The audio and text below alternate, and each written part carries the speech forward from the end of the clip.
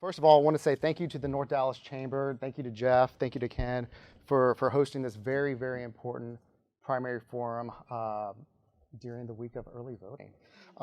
Thank you to the League of Women Voters for being here, for keeping the time today, but also for all that helpful information. There's a lot of changes with voting this week, so we want to be informed before we head to the polls. Additionally, I want to thank HDR once again for hosting last week, but also hosting this week as well, and Richland College Student Media for live streaming and taking pictures today. So let's get started. So prior to the forum, each candidate drew a number to determine seating order. We are going to go from my right to left, the audience is left to right, and before we begin, I'll just go over some of the housekeeping rules of the forum. Mr. Courtney Hogue with the League of Women Voters will be the official timekeeper here in the front. He will give a signal with the green card when you have 30 seconds left, and then he'll hold up the red card with 10 seconds left. Because of the amount of participants today, we want to make sure we have enough time for everyone, so we're going to stick to a strict time schedule. Each candidate will have 2 minutes to give an opening statement. Then we'll begin the Q&A session. Depending on how much time we have, there are no cards on each seat. If you have a question that you'd like to ask or something sparks your interest during the debate, please feel free to write it down. Jeff or someone else from the chamber will be collecting these cards. Thank you. We'll be collecting the cards, and depending on how much time we have at the end of the forum, we'll ask some of these questions as well. And then we'll wrap it up with a 1-minute closing statement with each candidate. So let's begin. First of all, how many people in the audience are current residents of Texas 32?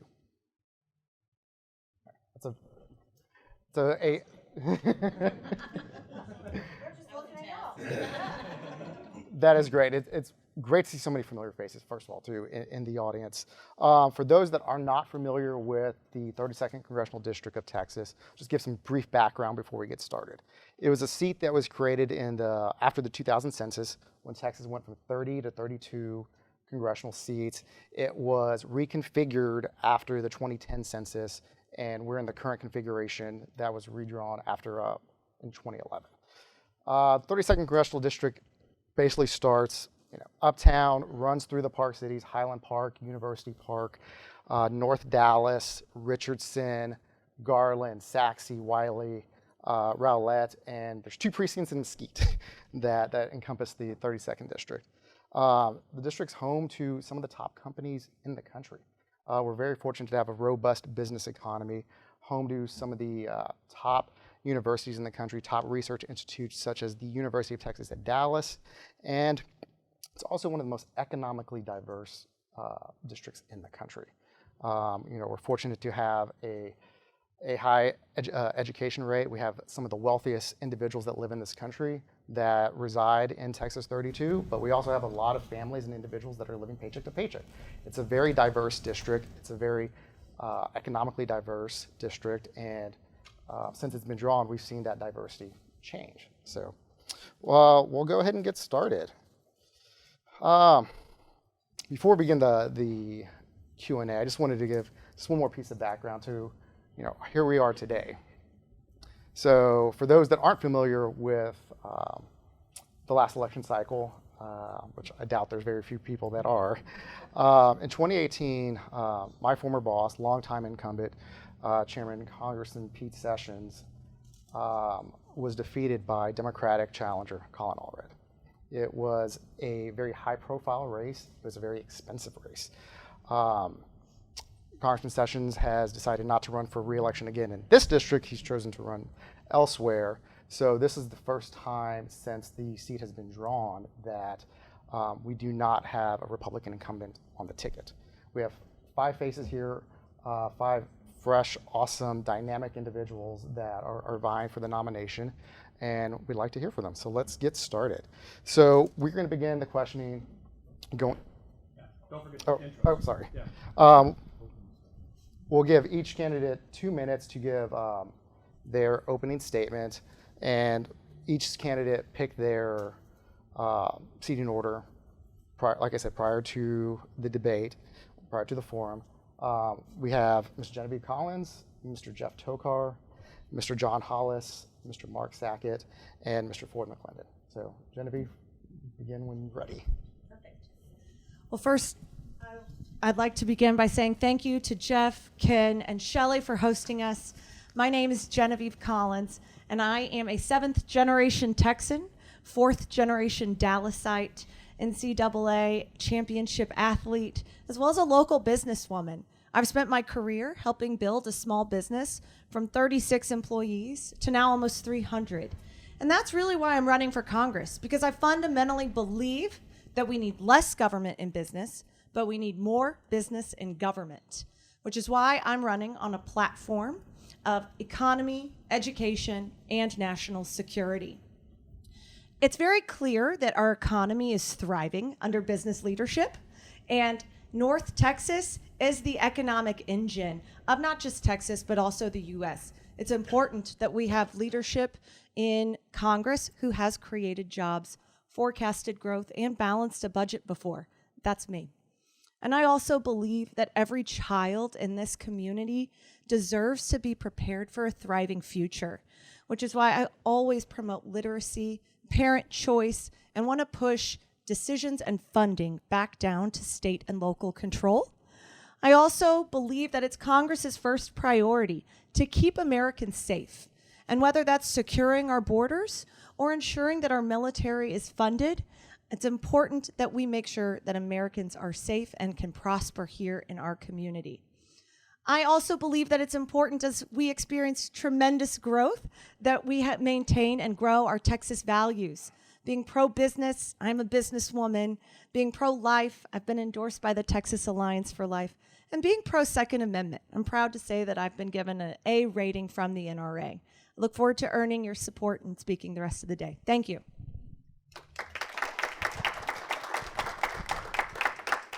Hi, I'm Jeff Tokar. I hope you'll get my brochure. It can tell you more about my personal life, but I have to share with you what I share with everybody. It's about my faith, and everybody in this room has faith. Some of you may have faith like me. You believe that there's one God, of the Father, the Son, the Holy Ghost. You may believe that there's some kind of God. You don't know who or what. You may believe that there's many gods, or you may believe that there's no God at all. But I'm telling you, everyone is accountable and responsible to your faith, and this is important. And you're going to see as we talk today, because faith is the foundation of your beliefs, and beliefs are established in your values, and your values are manifested in your character and your action.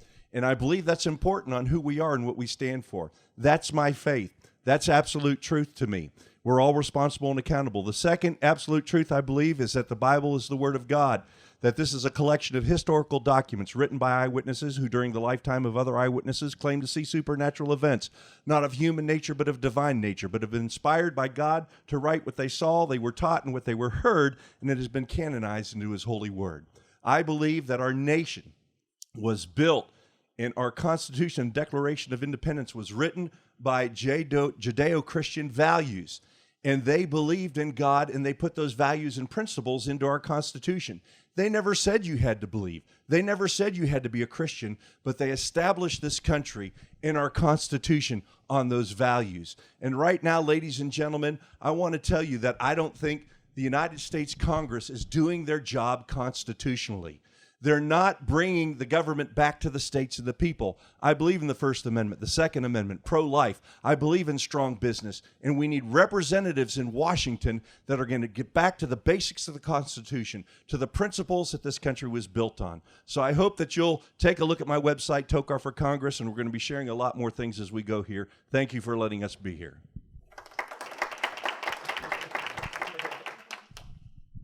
Hi, everyone. My name is John Hollis, and I started off as a Christian missionary down in Latin America and Germany, where we built infrastructure in countries that have been devastated by big government. I came back and I became the nonprofit for an after-school, I became a program director for a nonprofit that started after-school programs for at-risk youth. We got them away from drugs, we got them away from gangs, we got them focused on their schoolwork and off to college. After that, I jumped into the TV and film industry, where I spent 10 and a half years working for major studios like Fox and Warner Brothers. And honestly, we're facing some difficult times in our nation right now. We have a Congress that doesn't like to work because many of them have been there for far too long. It's time that we take a new era of lawmakers to Washington and we actually get back to work solving the major issues like healthcare reform, education reform, and comprehensive immigration reform. It's too important. And in Dallas, we are seeing a wave of Democratic leadership coming in and spending a lot of money to flip this area, and they already have. At the end of the day, we have to take it back because we have to put it back on the course of common sense and make sure that we make people understand what has kept Dallas and what has kept Texas so great for so long. It hasn't been far left-leaning ideology. It has been policies that have been focused on you, the people, and making sure that you have freedom to pursue the dreams that you aspire to. And we keep the government out of your pocket at the end of the day. Now, the federal government, they like to spend a lot of money. And we have to prevent that from happening even more. We have to pay down our debt. We have to pass a balanced budget amendment. We have to hold Congress's feet to the fire to do the job that they promised the voters that they would do. There are too many politicians that stand up here and give you platitudes and say nice words, and then they go off to Washington and they do only what they want to do. No longer. I hope you go to johnhollisforcongress.com, check out what we're doing, and give me your support.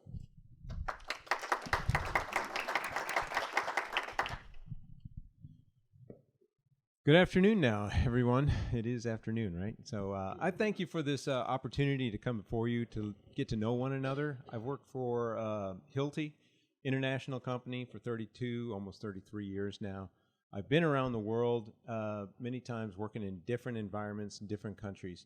And I have to say the United States of America is a great country.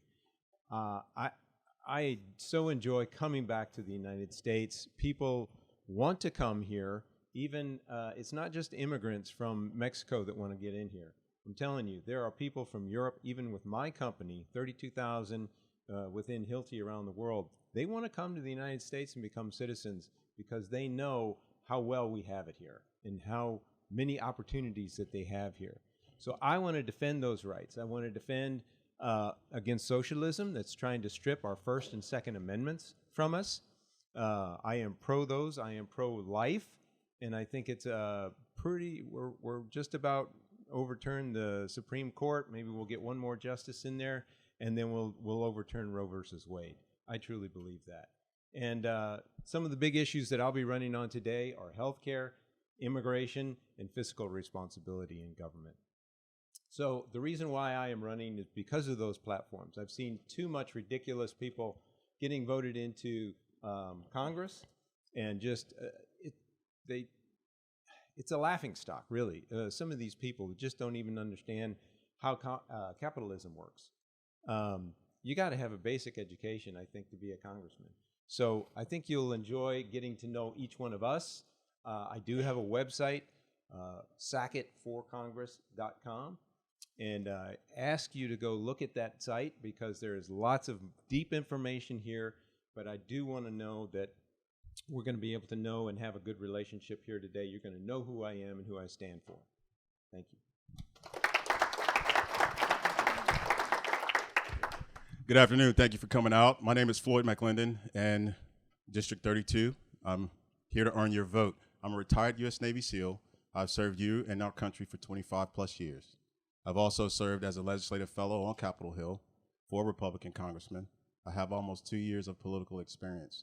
And the other part of it is I've been executive aide for the Texas Attorney General for about over 15 months. I left that to run my campaign full time. Now, the reason why I'm running, one, it's a continuation of service to you. Two, when I was on Capitol Hill, I saw the lack of leadership that we have. And I was very disappointed because I had a very high regard for our leaders. And what I saw sparked me to say I can do a much better job. And three, there's a very low representation of military veterans in Congress. We're talking about 21%. If you go back 50 years, it's like 50%. So we lose the scope on what kind of legislation we need to pass when it comes to protecting the American people and our country.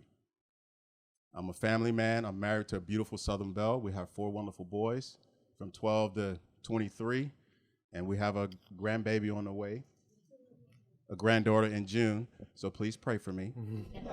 I'm going to need it. And my platform is based on security, opportunity, and personal responsibility. And we'll get into that as the forum continues. It's a pleasure being with you today, and I look forward to answering all your questions. Sorry, Mr. Tokar. Before we get started with the formal Q&A, I just want to remind the audience, if you could refrain from clapping in between each candidate, this will help us stay on time and get to as many questions as possible. So let's get started. Mr. Tokar, a common theme that we heard throughout the introductions is strong economy, personal responsibility. So the question is, North Texas has one of the most robust economies in the country, and companies such as Uber, Salesforce, McLaren recently announced major expansions into the North Texas region.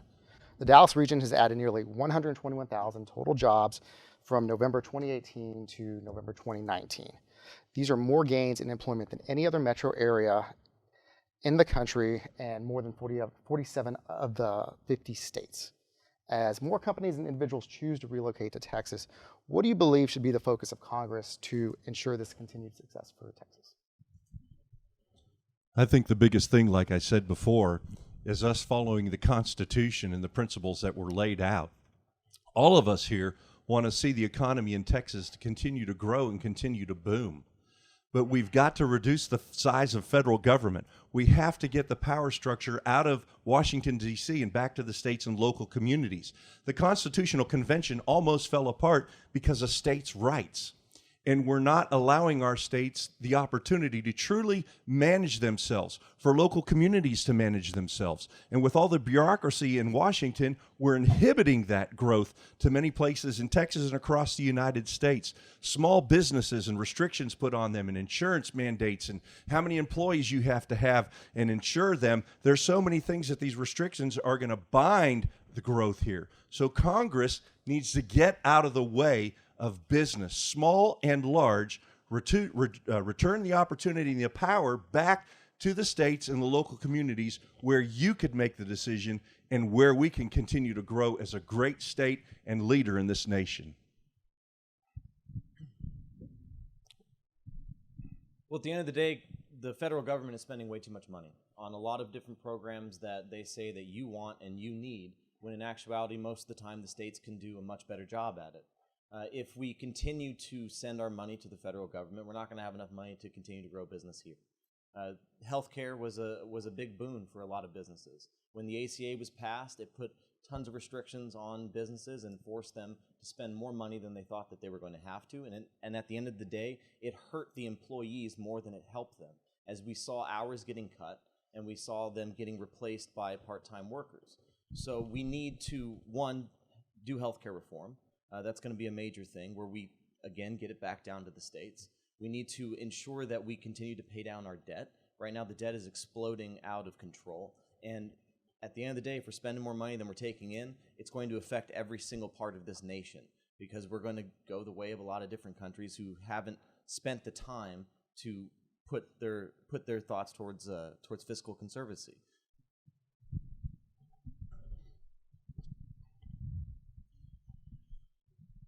Congress needs to get out of the way. We see that when we have a strong president that has a business mind, who steps in and does things to reduce redundancy, to reduce the time it takes to approve certain projects and approve review of documents that come for such things as infrastructure, that it sends a signal, not only a strong signal across the United States, that we are very business-cued, but it's also internationally that countries actually know that we are going to be a very strong economy. What does the economy do? It lifts everyone up out of poverty. This is a global statistic, and it's not fabricated. It's a fact. So when we have a strong economy, people are lifted up. Wages go up, which is good for everyone here in the Metroplex area.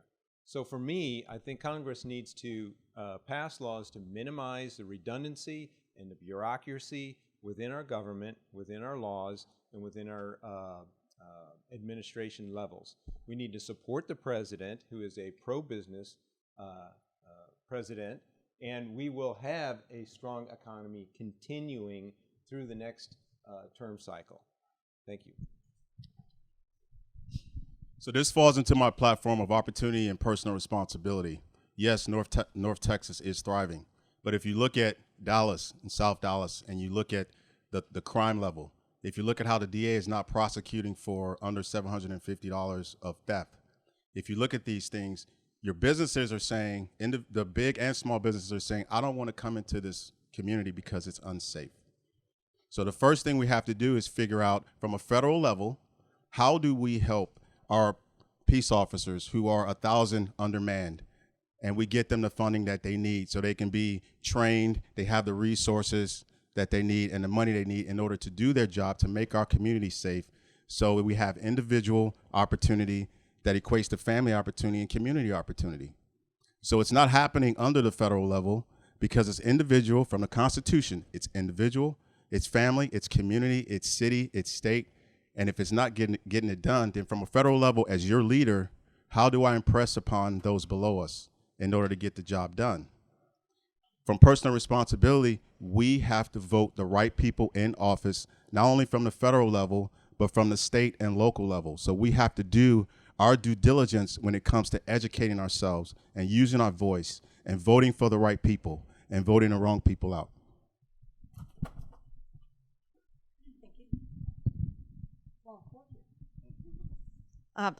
First off, I'm proud to be a businesswoman bringing in jobs to this community. I disagree with Mr. McClendon in that this community is not thriving. Jobs are clearly coming to this community. We have 121,000 jobs and the highest growth rate in the country. And in Congress, what I will do to support that monumental growth is to ensure that we continue to deregulate industries where it makes sense. We cut waste and duplication in bureaucratic agencies that are overbloated and inflated. It's important that Congress ensures that we keep our trade partners accountable. We need free and fair trade, which is why I've been a huge supporter of USMCA. Not only will it bring 176,000 jobs to Texas alone, but it'll also allow us to export goods to our North American partners more freely and, more importantly, fairly. I also think, in working here my whole life, it's important that we lift up different communities. Like in Richardson, we have innovation centers. Addison is a huge technology center, and it's important that we bring those Silicon Valley type jobs to North Texas because we have phenomenal research institutions. We have phenomenal post-secondary institutions, and we are ready to join the workforce immediately and make an impact. Thank you. Thank you. Moving on to the next question. This one will revolve around border security. Texas being a major border state with Mexico. Mr. Hollis, we'll begin with you. Immigration and border security remain one of the most important problems facing Texas. Just last week, the White House announced that it will redirect an additional $7.2 billion in military funds to be used for border wall construction. The fund transfer would bring the total amount devoted to border wall construction under President Trump to $18.4 billion. Do you believe the United States should be redirecting Department of Defense funds to border wall construction? What other measures, if any, should the United States be using to secure the southern border? So I do support the building of the wall, and what a lot of people forget about this topic is that it was a bipartisan issue for a couple decades now. Both sides have voted to put funding towards some sort of fencing or border. And at the end of the day, CBP has been very clear about this. They don't think it's going to stop anyone. They think it's going to slow them down so they can respond quicker and more efficiently. Now, the border wall is taking up all of the talk because it's become the big rhetoric piece. At the end of the day, we need comprehensive immigration reform. We have to fund more border agents to do their job, but we need more federal judges to deal with the backlog of cases that we're seeing, because some countries go back all the way to the 90s. A lot of those cases can also be shifted to the municipal courts as well. And then we also need to figure out what we're going to do with people who have been here, 11 million or so, who have been here illegally for a long time. Now, if you have a criminal record, if you've committed felonies, if you've committed violent acts, then you should be deported. For the others, I'm not sure. Maybe there's a pathway to legalization. Citizenship, I don't think is on the table right now, because I don't think that you can convince enough Americans to get behind that at the end of the day. And at the same time, we need to make sure that we expand our visa program to incorporate more people coming into the country, and we shore up the holes of our amnesty program as well, because as we've seen, if you have a program in place long enough, people find a way to take advantage of it. I am very in favor of a wall. We're not the first country to consider a wall. We're not the first country to build a wall. We have several models that are very successful at building a wall. Israel is one of them. What it does is it redirects people that want to come into our country because they want an opportunity. They want the liberties that we enjoy here today. They want the opportunities to provide for their families and have a better life. They're getting out of socialistic countries in South America, and they're coming here because of the liberties that we offer. So this issue is not going to stop. They're going to keep coming. So I thank the president for holding Mexico accountable to international immigration rules and laws, where they have to do their due process at their southern border as well. And I think we've seen a decline in the number of immigrants that are coming to our southern border. But what a wall does is it helps to funnel the people into the ports of entry so that we can supply more ICE agents, more judges to process these people in a constructive way and to know who's coming into our country. We have a right to know who these people are. Are they people that we don't want? We don't want criminals. We don't want drug traffickers and people that are here, sex trafficking and all these other things. We need to get rid of those people. But I believe then that you can deal with DACA and provide pathways for citizens, Mexican and Hispanics that have been here for many, many, many years as a means and methods to gain citizenship in the United States. Thank you, Mr. Sackett. Reallocation of funds, I'm not sure if that's the right answer, because that's about having a discussion with my future fellow members in Congress and seeing if that's going to negatively affect the military and how so. But what I can tell you is we need to cut off the spigot and secure our border. We need to make sure our Border Patrol agents are well-funded, well-trained, and are plussed up. That's the first thing that we need to do.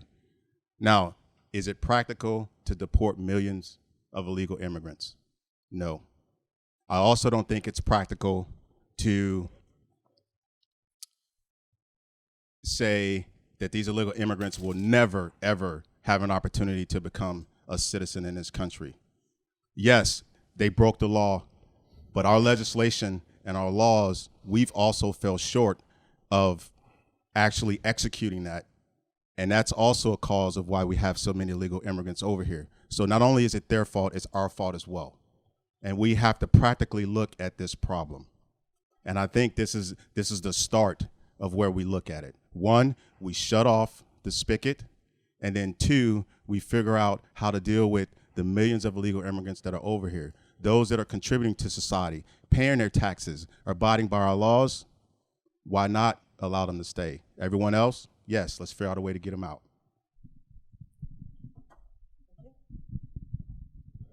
We're going to have to figure out how to navigate this court. Okay, so immigration is enormously important.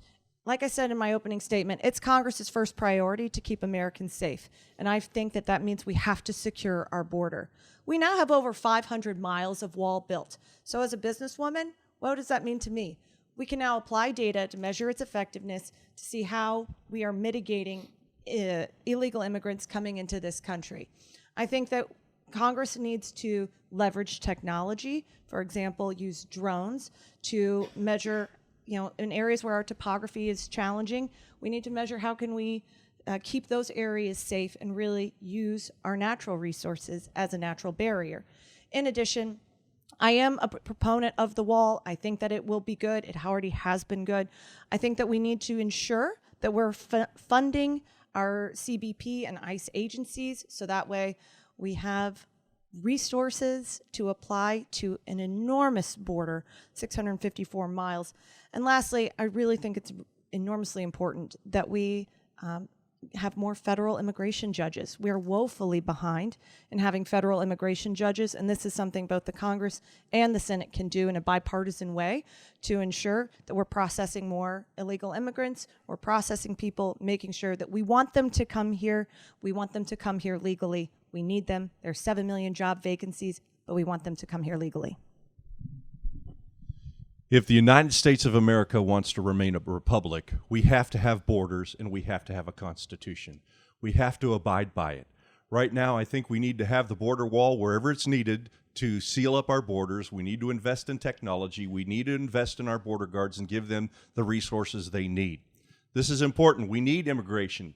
We need legal immigration. We need people to come to our country that are going to help this country and be able to sustain themselves and not live off of the government, and are going to contribute to the economy, and they're going to be participants in our way and culture of life. That's what we need in immigration. I'm a second-generation immigrant to the United States of America. But if we're going to remain a great republic we are, I think Congress has to step up and decide how many immigrants we need to have in each year, and they need to meet that criteria. I think we need to stop birthright citizenship and chain immigration. And one of the biggest things Congress can do right now is free up the immigration courts. Right now, they can't act like the judicial courts. They have to wait after that 20-day period. But if we give them the privilege to view cases and dismiss cases before that 20 days, then we can solve a lot of problems on people seeking asylum and let people in this country who are true asylum seekers. So immigration is important. Border control is important. Again, this next question with Mr. Sackett. Texas has one of the highest rates of uninsured residents, about 17% of the population, or 5 million people in 2018.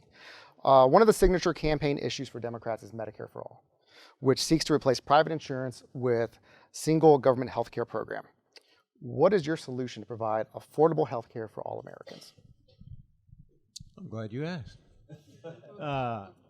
Actually, the government is no expert on healthcare. We've seen what they've done with the VA, and they've had plenty of opportunity to fix it. And it's moderately gotten better, but it's not fixed. So how can we rely on the government to improve on Obamacare? I mean, it didn't work. The VA is still struggling. So why should we allow our government to have any input here? Part of the problem is twofold. We have insurers and medical providers, and they're basically the ones that are creating havoc because there's no transparency. Why is it that we can't, you go to get your car repaired, and they don't know everything. They're like, here's our estimate, and we think this will fix it. If we get into it and we find something else, then maybe we'll add on to it. Why don't we have that visibility in the healthcare? Why is it not so simple as that? Competition will bring prices down, just as it did with LASIK eye surgery. If you remember, LASIK eye surgery used to be very expensive. It was like $5,000 an eye. But then when competition started, prices had to be revealed. We had ways to monitor and see the quality that is coming through the different surgeons, and now we've seen them drop to about $200 an eye. Competition works. It works for America. It's called capitalism. Why don't we have it in our healthcare system? For me, I believe that is a fundamental issue to bringing down healthcare affordable for all. Well, the first solution is we got to win back the House. That's the first solution. The second solution is we have to repeal Obamacare with a comprehensive health care plan that focuses on quality, affordable health care. And we do that by creating a price list of all health care. So that way you can choose. The power is back in your hands to figure out who do you want to go to based off of what you can afford. It's also creating a performance results list of which doctor or which facility is better. So that way you can choose which one you want to go to and how much you want to pay. This is the legislation that I support in repealing Obamacare, but also we have to protect pre-existing conditions. So I look forward to working with my members, and I'm already talking to doctors, to professionals in the industry, and we're sitting down and we have a council and we're coming up with a comprehensive plan. So once I'm in the seat, I hit the ground running. In 2009, I suffered from a catastrophic knee injury. I was playing church league soccer, and I tore my ACL, MCL, LCL, and I dislocated my knee. The day after my reconstructive knee surgery, Unfortunately, I slipped, my crutches slipped, and I fell back on my knee and tore everything back open again. So I tell you that story because for one reason alone, I was able to choose the orthopedic surgeon I went to, actually just up the road at Carroll Clinic. And it's important that we always make sure that consumers have choice. Patients deserve to choose their providers. Obamacare, I am not a fan of, and I do not support Medicare for all. I do not believe in a single-payer tax care system. I think the best way to ensure that we have affordable health care is to bring telemedicine, make it available to all. Not only will it increase access, but it will increase quality of care and increase response times. We need to make sure people have private health savings accounts that they can pay, they can save for any type of catastrophic health injury that they can't see, that they can't forecast. And lastly, I think that it's important that we allow for competition. Mark and I completely agree. Competition matters.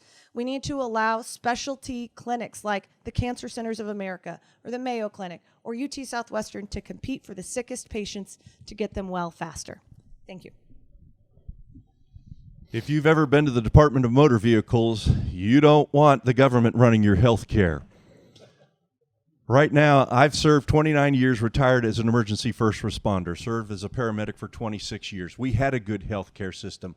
We just needed to tweak it. We don't need Obamacare. We need to get rid of Obamacare. I never refused a patient for any reason to take them to the hospital, and I never had a hospital in DFW refuse treatment. We have a good system here. We don't need to manage it through the government. We need to get it back to the states and the people. One way we can do that is we need to allow insurance companies to sell across states' lines. That's how we create the competition and making them work against each other. You want quality health care. You want value in your health care, and you want affordability.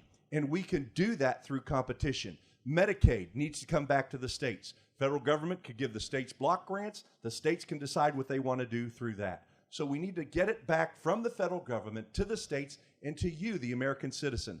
We can't answer everything here in just a few minutes, but if you'll go to my website, TOCAR for Congress, I have podcasts there, and Dr. Carl Couch talks just about this issue on some of the things we can do for affordable health care in the United States.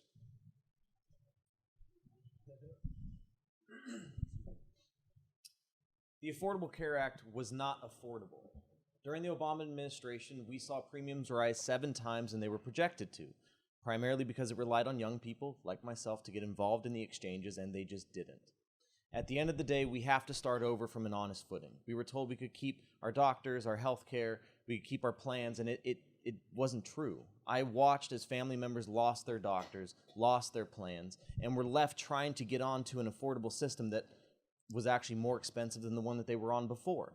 At the end of the day, the way we fix this is we make healthcare portable, not only across state lines, but also if you end up getting a healthcare plan at your job, and then you're allowed to take it with you if you lose your job or if you change jobs. We need to make sure that we start Roth HSAs, health savings accounts, where you can take your tax credit, put it in your HSA to pay for your premiums, to pay for your deductibles, to pay for your drug prices, to pay for anything that you need related to healthcare. We have to get rid of the income-based tax credit. It was too varied, $1,800 on up to $10,000, and we have to find a middle ground for that and make it to, and also get rid of the employer mandate, which crippled a lot of businesses. Those employers should be able to pay their employees better salaries or have individual health plans that they put forth with their employees to help them get the correct service that they need. At the end of the day, if you want affordable health care, get the government out of the way. Before we move on with the next question, for the sake of time, we want to see if there's any questions from the audience. Jeff, I know, has already started collecting cards. If there's any more cards, please raise your hand and we'll make sure we get these collected. Awesome. And before we move on to the next question, I do want to get to as many audience questions as possible. So this next question will just be a 60-second response for the sake of time. So, Mr. McClendon, anyone that's driven on 75 here, I guess it's on that side, knows we have increased traffic and strain on our roads and highways due to an increased population. Texas is the only donor state to the Federal Highway Fund.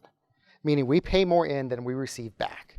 What do you believe is the solution in Congress to ensure that Texas gets its fair share of federal funding to go to our infrastructure? Your current congressman in District 32 is on the Transportation and Infrastructure Committee. Your current congressman won't go on the Transportation and Infrastructure radio show. How do I know? I've been there. I've talked on his issues where he's a committee on. So I'm doing his job. So how do we fix the many cars that's on the road and our infrastructure? Well, how much are we willing to sacrifice as individuals? One, we look at technology. What is technology going to? It's going to cars with batteries, right? So that's coming along. So we know cars aren't going anywhere. We know our infrastructure is slow as far as building. So what are we willing to do to sacrifice? Once again, this is personal responsibility. Are you willing to carpool? Are you willing to change your cars to batteries and not fuel? I don't have that answer. I do not. And cars are not going to fly in no time soon. So we're not going to open up the roads that way. But we do know that more people are coming in. What about railways? Like, are you willing to take the road? Are you willing to take public transportation? These are all issues that you have to come to me and give me the answer in order to fight for you in Washington, D.C. It's a sacrifice with all of us. I too have been on the same talk show, so it was fun talking about trucks and all sorts of those kind of infrastructure-related questions. I am not in favor of expanding gas tax. We are being taken advantage of. Texas is a donor state to a tremendous amount of our infrastructure. I think what we really need to do is make sure state, federal, and local representatives work together to ensure we are identifying the choke points of our highways. How are we leveraging our civil engineers to better expand those areas? Highway 78 in Saxe and Wiley is a great example. It is always being used. It's being used by 25,000 people a day, and it was not prepared or created to hold that level of traffic. It's important that we use forecasting, talk to our local leaders. You know, it's important that the federal government hears from our local mayors. That's why I've sat down with every single mayor in this community to listen to how they need to solve this problem, because the federal government can apply funding, but it needs to work in tandem with state and local leaders. There's about 7.5 million people in the DFW Metroplex, and I think 6.9 of them are driving in Dallas at any given moment. We've got to do something about the infrastructure, and I think it has to be on a population per capita. And I'm concerned about the money we send to Washington. The bureaucrats take money, and then, bam, they send us back what's left. I think it needs to be like block grants. Texans know what we need for our infrastructure. The block grants, just like Medicaid, need to come back to the states, and the states need to determine where it's needed and how it's to be used.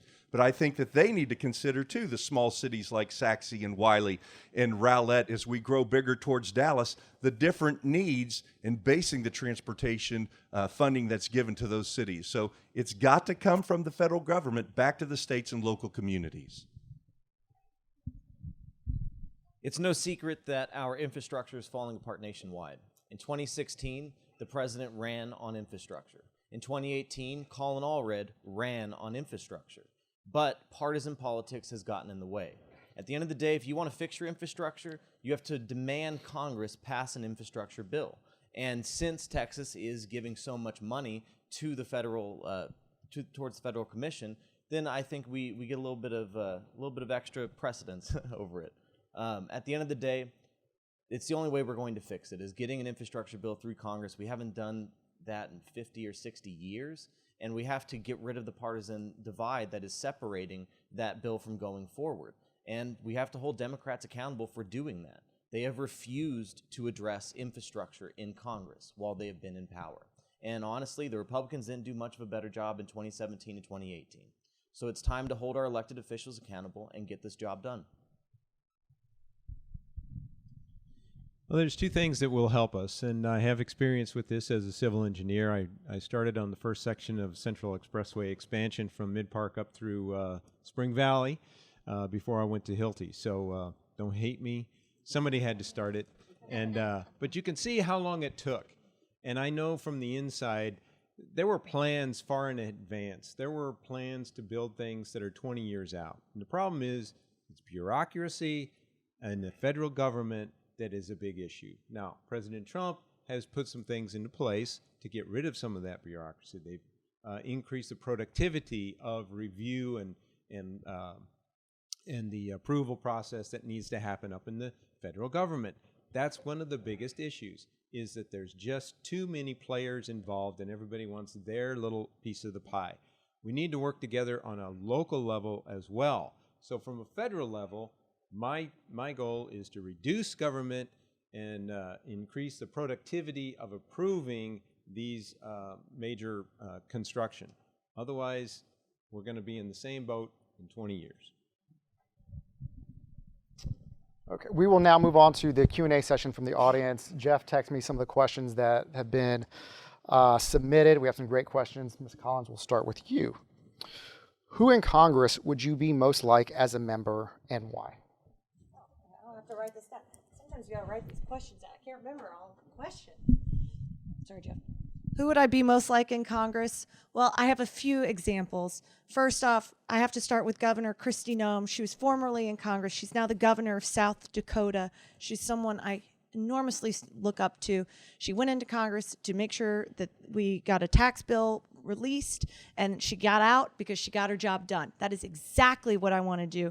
I want to go in, keep this economy churning, deregulate industry, and then get out and come back to the private sector. I think that's enormously important. I also support two current Congresspeople. I'll just be brief. Mark Wayne Mullen from Tulsa and Elise Stefanik of New York. Thank you. I think that they both not only represent a strong backbone. Elise is a young businesswoman who's dynamic, and we only have 5% of the Republican Party in Congress are women. That's a real problem. We need to have more female representation because we're doing more than raising families and businesses, and we need to be having a voice in Congress. I don't want to base on any one individual person, because when I go to Washington, D.C. to represent you, I want to find the people that have the true servant's heart to serve America. And on both sides of the aisle, there's fraud and corruption in Washington, D.C.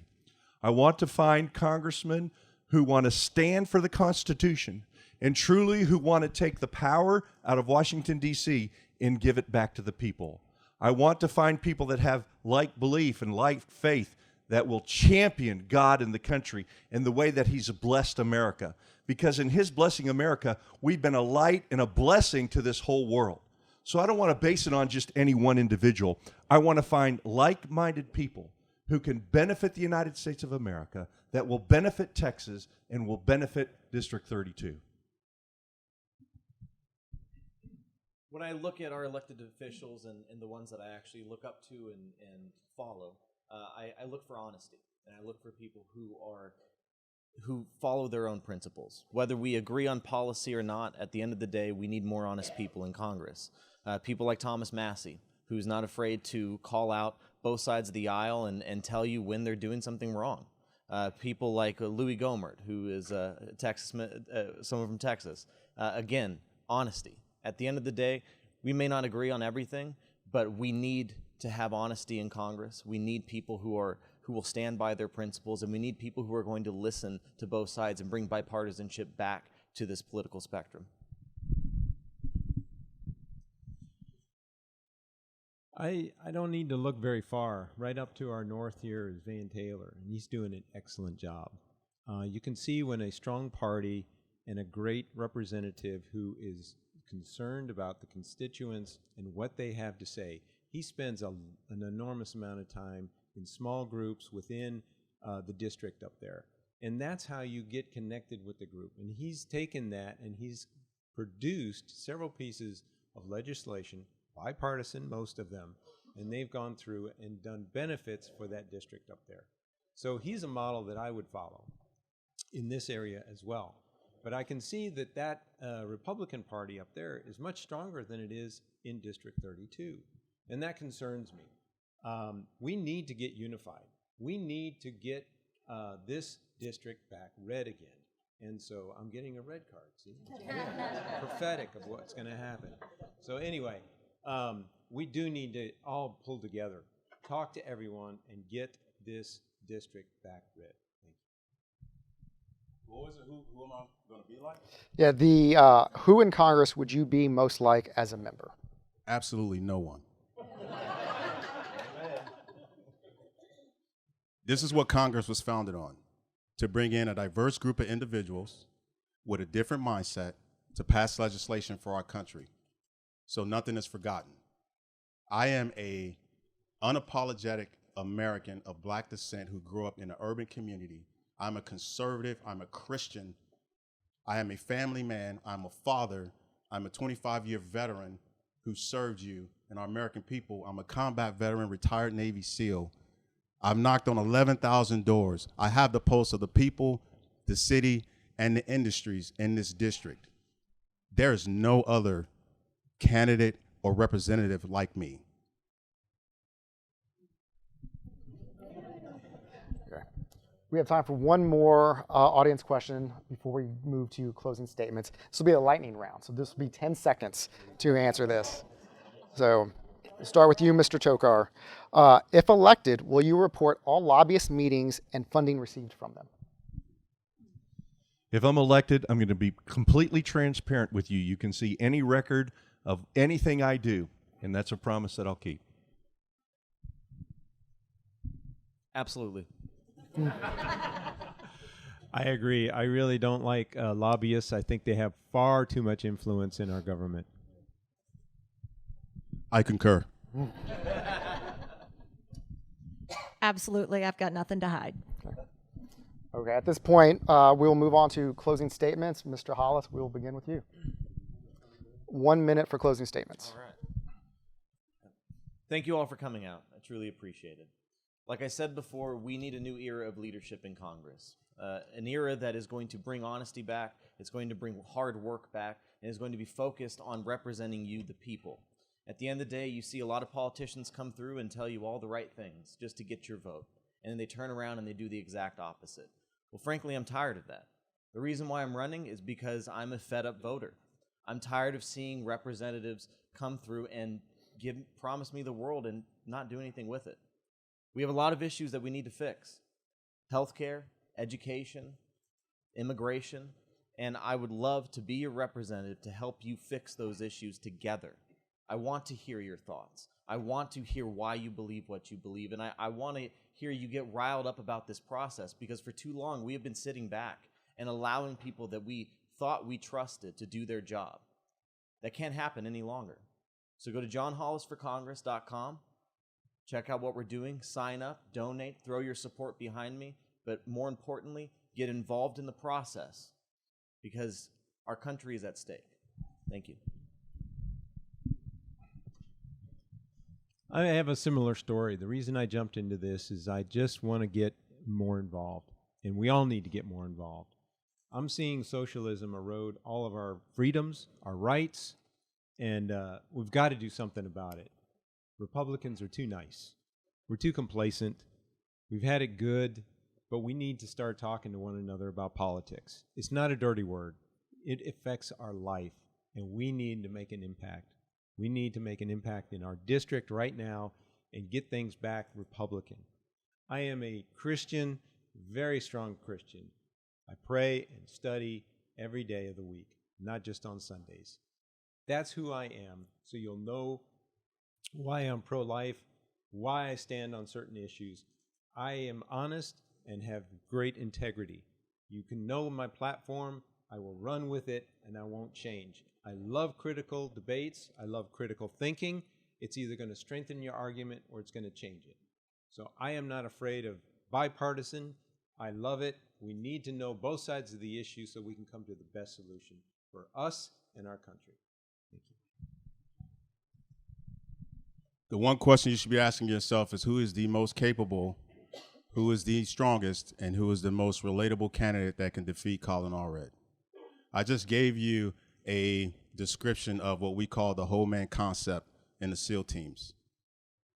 My message has been consistent and unwavering since day one. If you go to all my social media and you read all my mailers, I support President Trump and his First America agenda.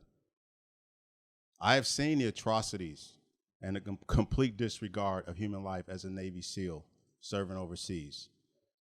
I am pro-life with no exceptions. Who is the strongest, most relatable, most capable candidate that's going to destroy Colin Allred and represent you and improve Texas, improve our communities, improve our country?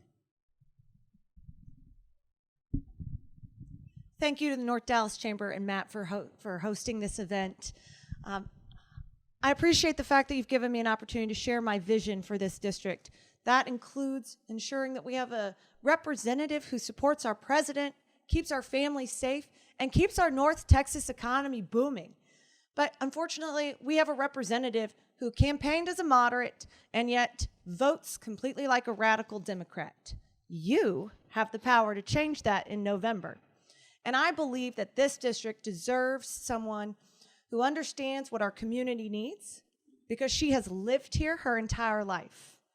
Someone who understands what our business community needs. Why?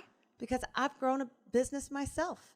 And someone who will fight for our Texas values, because it is incredibly important that we keep Texas red. My name is Genevieve Collins. I ask for your vote, your support, and your prayers, and I look forward to speaking with you all afterwards. I will beat Colin Allred. The Constitution was written to maximize your security and your freedom. And President Trump, whether you like him or not, is the man at this hour will do the right thing if the right people are there to create the legislation to get this country on the right track. And that's what we need in Washington, D.C. I have lived and been immersed and served in District 32 before it was District 32. I am of the people. I want to be represented for the people and by the people in Washington, D.C., to be a servant for you. We here, we the people, have the light. We the people have the truth. We the people are the majority. We the people are the government. The government is not in Washington, D.C. The government is right here.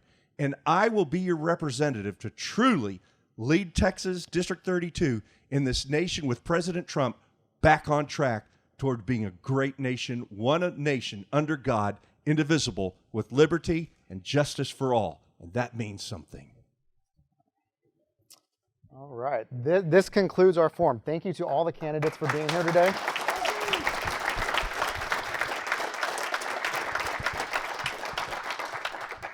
Thank you all for taking time out of your schedules. I know early voting's underway. There's poll greeting going on, so I appreciate you all being here to take part in this forum.